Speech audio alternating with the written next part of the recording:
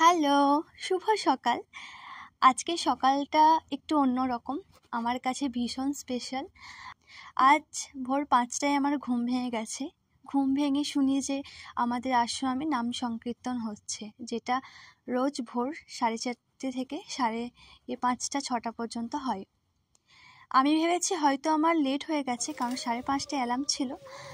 তারপর যখন ফোনটা দেখি তখন দেখছি বাজছে 5টা। মানে আমাদের যখন কোথাও যাওয়ার থাকে তখন হয়তো আমাদের আগেই ঘুম ভেঙে যায়। আমার জানলাটা খুলে দেখি আমার 4জন মিষ্টি মিষ্টি বাবু মায়ের সঙ্গে শুয়ে আছে। এই সত্যি বলতে এই ঠান্ডাতে ওদের ভীষণ কষ্ট। 1 কাপ চা খাওয়ার পর এবার আমি স্নান করলাম। স্নান করার পর এবার আমাকে রেডি হতে হবে, তো ড্রেসটা চেঞ্জ করলাম। এবার খুব তাড়াতাড়ি আমাকে রেডি হয়ে সিউড়ি পৌঁছাতে হবে। আর অনেক দিন পর এই শীতে আমি এত সকালে স্নান করলাম। রোজ তো স্নান করি, আজকে আমি পুরো 5:30-6টায় স্নান করেছি। হয়ে গেছে, আমি কমপ্লিট। তোমরা বলো আমাকে কেমন লাগছে। আর আমার সালোয়ার কামিজ পরতে ভীষণই ভালো লাগে, খুব ফেভারিট। তো কমপ্লিট। এবার আমাকে বেরোতে হবে, না হলে ভীষণ লেট হয়ে যাবে। রোজ আমি সকালে ওঠার পর আগে এই 4জন কিউট মিষ্টি মিষ্টি বাচ্চাদের খেতে দিই, তারপর আমি খাই।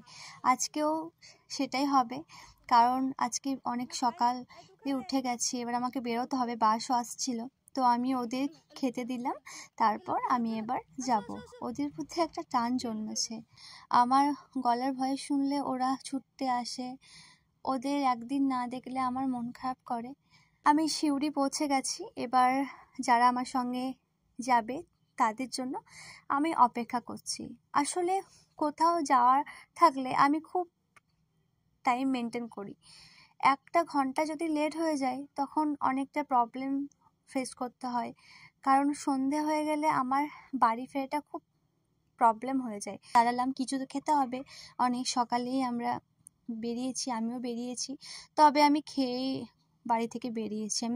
তাই সবাই খাওয়া দাওয়া করলো, আমি চা খেলাম আর একটু খেয়েও নিলাম। অনেক দূর আমাদের রাস্তা, সবার সঙ্গে এতটা রাস্তা বেশ গল্প করতে করতে যাচ্ছি, ভালো লাগছে, আনন্দ হচ্ছে।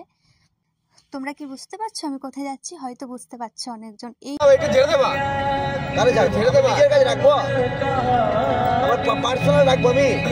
আর যদি খানিক দামে হাই ফাই যেতে যাও তাহলে এখন জেট 6 জেট 5 যাও, ওটা বডিরই দাম হচ্ছে 1 লাখ, তার উপরে লেন্স, কিন্তু ওগুলো ডিএসএলআর নয়, কিন্তু ওটা ভিডিও ক্যামেরা হয়ে যাবে। বুঝতে পারছো আমি কোথায় যাচ্ছি বা কোথায় আছি? এটা হলো খাটু শ্যামের মন্দির।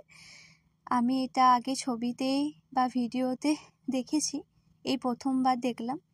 বাহ, খুব সুন্দর। তো এই যে এবার আমরা পৌঁছে গেছি। এত দূর রাস্তা আমরা যে কারণে এসেছি অতিক্রম করে সংকল্প রাম রাজ্য। এখানে অভিক, শতদ্রুদা, দীপ্তরূপদা আমাদেরকে নেমন্তন্ন করেছিল। তারা প্রতি বছর ওর রামচন্দ্রের একটা পুজোর আয়োজন করেন। তোমরা কি এই ভাইকে চিনতে পারছো? এই ভাই হলো সৌমিক, তোমরা হয়তো চিনতে পারবে। ভালো লাগলো ভাইয়ের সঙ্গে আলাপ হয়ে, সবাই সঙ্গে আলাপ হলো। অনেক বন্ধু বান্ধব বা যাদের সঙ্গে আমার ফেসবুকে আলাপ ছিল, সামনে দেখা হয়নি, তাদের সঙ্গে আলাপ হলো।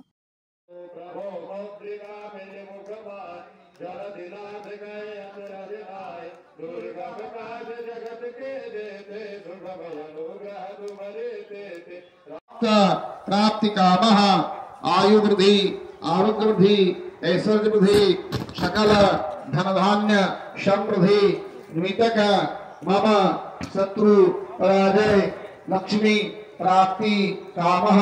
भगवान श्री सीताराम। जगदीश हरि जो कट छल बल दूर कर की दुष्ट दल नर गुणात कला की, जाके बल से गिरिवर कापे रोग दिलाय आरती गाई आरती गिर हनुमान लाटी।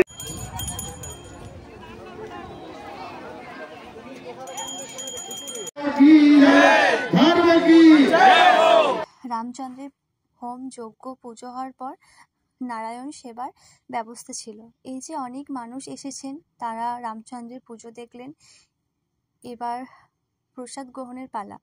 আমরাও খেয়ে আর থাকবো না, কারণ খাওয়া দাওয়ার পর একটুক্ষণ বসে আমরাও চলে যাব, কারণ আমাকে আবার ফিরতে হবে, না হলে অনেক রাত্রি হয়ে যাবে, তখন আমার বাড়ি ফেরাটা একটু সমস্যা হবে। আমার ভীষণ ভালো লাগলো এসে, সবার কাছ থেকে এত ভালোবাসা, স্নেহ, সত্যি এগুলো ভগবানের আশীর্বাদ, আমার মহাদেবের আশীর্বাদ, আমার রামচন্দ্রের আশীর্বাদ। এখানে হোম যজ্ঞ দেখে আমার ভীষণ ভালো লাগলো, খুবই আপ্লুত আমি। আর সত্যি কথা বলতে অনেক ধন্যবাদ অভিক, শতদ্রু, দীপ্তরূপদাকে, যে আমাকে তোমরা আমন্ত্রণ করেছো। আগের বছরও করেছিলে, আমি আসতে পারিনি। এই বছর আমার হয়তো কেউ না গেলে আমি একাই যাওয়ার চেষ্টা করতাম, তবে সবার সঙ্গে গেছি, খুব আনন্দ হয়েছে, ভীষণ ভালো লেগেছে। জয় শ্রীরাম, সবাই খুব ভালো থেকো।